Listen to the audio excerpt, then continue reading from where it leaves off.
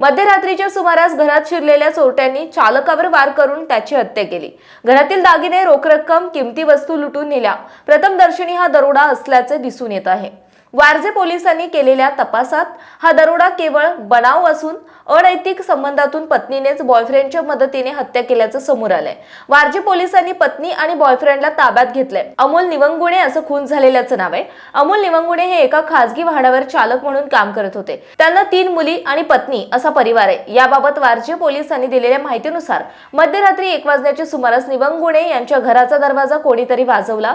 अमोल यांनी दरवाजा उघडताच आरोपी घरात शिरले। त्यांनी अमोल यांच्यावर धारदार शस्त्राने सपासप वार केले। रक्ताच्या थारोळ्यात राहुल पडले असतानाच आरोपींनी घरातील दागिने, रोख रक्कम, किमतीच्या वस्तू लुटून नेल्या असे अमोल यांच्या पत्नीने सांगितले।